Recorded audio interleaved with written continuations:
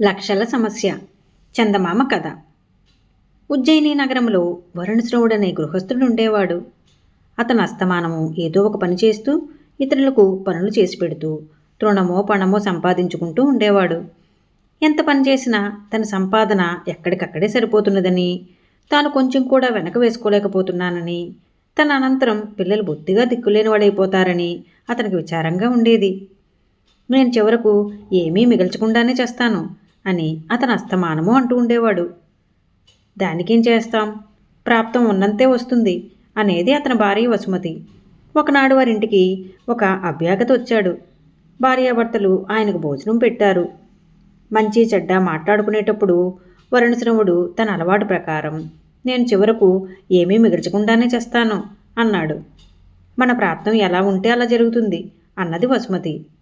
ఈ మాటలు విని అభ్యాగతి, నాకు సాముద్రికం వచ్చు, మీ చెయ్యి ఇలా ఇవ్వండి, మీ ప్రాప్తం ఎంత దాకా ఉందో నేను చెప్తాను అని వరుణశ్రవుడి చెయ్యి తీసుకుని పరీక్షించాడు. చివరికైనా, మీరు నిష్కారణంగా విచారపడుతున్నారు, ధనరేఖ బాగానే ఉంది, కానీ అది కొంచెం ఆలస్యంగా ప్రారంభమవుతున్నది, బహుశా పై మాసం నుంచే మీకు బాగా కలిసి రావచ్చు అన్నాడు. నిజంగానా అన్నాడు వరుణశ్రవుడు. నేను ముఖప్రీతి కోసం చెప్పటం లేదు, మీ ఆయుర్దాయం పూర్తయ్యే లోపుగా మీరు నికరంగా 2 లక్షలు నిలువ చేస్తారు, ఈ మాటకు తిరుగులేదు అన్నాడు అభ్యాగతి. ప్రాణం విసుకున్న వరుణశ్రవుడు అభ్యాగతి మాటలు కొంచెం కూడా నమ్మలేదు. కానీ 1 నెల గడిచినాక నిజంగానే అతని రాబడి పెరిగింది. అది వరకు రూపాయి వచ్చిన చోట ఇప్పుడు 2 రూపాయలు వస్తున్నది. వనగట్లాగా సంపాదించిందంతా ఖర్చు కావటం లేదు, కొంత మిగులుతున్నది. వరుణశ్రవుడికి నిరుత్సాహం పోయింది. అతనికి ఇప్పుడు ఎంతో ఆనందం. అతను తన సంపాదనలో మిగిలినదంతా ఒక డెబ్బీలో వేసి ఉంచుతున్నాడు. వసుమతికి మాత్రం ఏదో దిగులు పట్టుకున్నది. ఆమె డిబ్బీ తీసి అందులో చేరే డబ్బును ప్రతిరోజు లెక్కిస్తూ ఉండేది. కొద్ది రోజులు గడిచాయి. ఉజ్జయిని నగరానికి ఒక పరదేశి వచ్చాడు. అతను ఒక సమర్థుడైన శిల్పి, కానీ కటిక బీదవాడు. ఉన్న దేశంలో శిల్పకళకు ఆదరణ లేక అతను పొట్ట చేత పట్టుకుని ఉజ్జయినికి వచ్చాడు. ఉజ్జయిని రాజుగారికి బహుకరించడానికి అతను ఒక శిల్పాన్ని కూడా తెచ్చాడు. కానీ అతని చినిగిన బట్టలు, మట్టి కొట్టుకుని ఉన్న దేహము చూసి ద్వారపాలకులు అతను తెరమేశారు. ఆ శిల్పి పాపం నిరాశతో పాటు ఆకలి బాధతో అలమటించుతూ వీధులన్నీ తిరిగి వరుణశ్రవుడి ఇంటికి వచ్చాడు. వరుణశ్రవుడు ఆ శిల్పి చేత స్నానం చేయించి మంచి బట్టలు ఇచ్చి అన్నం పెట్టి అతని సంగతి అంతా తెలుసుకున్నాడు. శిల్పి తన సంచిలో నుంచి శిల్పం తీసి వరుణశ్రవుడికి చూపి దాన్ని తయారు చేసేందుకు తానెంత కష్టపడింది చెప్పాడు. ఇటువంటి శిల్పాలను మా రాజుగారు ఆదరిస్తారు, దీనికి రాజుగారి నుంచి బహుమానం రాబట్టగలను, విచారించకండి అన్నాడు వరుణశ్రవుడు. ఆ పని చేసి పెట్టు బాబు, రాజుగారిచ్చే బహుమానంలో సగం నీకు ఇచ్చుకుంటాను అన్నాడు శిల్పి.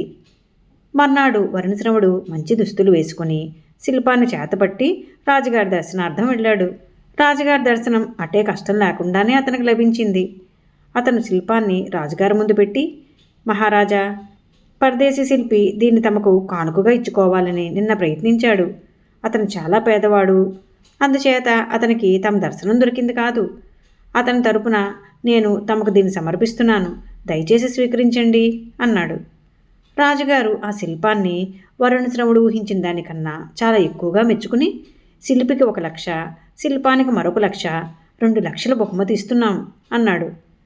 రాజభటులు 2 లక్షలు తీసుకుని వరుణశ్రవుడి వెంట అతని ఇంటికి వచ్చారు. శిల్పి ఆ బహుమానం చూసి ఆనంద బాష్పాలు రాల్చి, ఇందులో సగం మీది, మీరు తీసుకోండి అంటూ వరుణశ్రవుడికి ఇవ్వబోయాడు. వసుమతి కంగారుగా, వద్దు, తీసుకోకండి, 1/2 లక్ష తీసుకోండి చాలు అన్నది భర్తతో. వరుణశ్రవుడు, శిల్పి కూడా ఆమె ఆందోళన చూసి ఆశ్చర్యపోయారు. 1 లక్ష తీసుకోవడానికి నీకెందుకు భయం అని వరుణశ్రవుడు భార్యను అడిగాడు. ఆనాడు మీ చెయ్యి చూసి ఆయన చెప్పిన మాట మర్చారా? మీ జీవితం పూర్తయ్యే నాటికి మీరు 2 లక్షలు కూడబెడతారని ఆయన చెప్పేనే. 2 లక్షలు కూడకుండా చూడటమే నా పని. కూడబెట్టిన డబ్బు ప్రాణంతో సమానమవుతుందా? ఆ డబ్బు కన్నా ఏనాడైనా మీ ప్రాణమే నాకు హెచ్చు అన్నది వసుమతి. ఆమె అన్న మాట శిల్పికి కూడా గుణపాఠమైంది. అతను తనకు రాజుగారిచ్చిన డబ్బులో తన అవసరాలకు మాత్రమే దగ్గర ఉంచుకుని మిగిలినది దాన ధర్మాల కింద ఖర్చు పెట్టాడు. వరుణశ్రవుడు, వసుమతి కూడా డబ్బు సంపాదన గురించి ఏమీ చింత పెట్టుకోక చాలా కాలం సుఖంగా జీవించారు. ఈ కథ మీకు నచ్చినట్లయితే లైక్ చేయండి, షేర్ చేయండి. మరిన్ని మంచి కథల కోసం మా సంపత్ ఛానల్ని సబ్స్క్రైబ్ చేసుకోండి.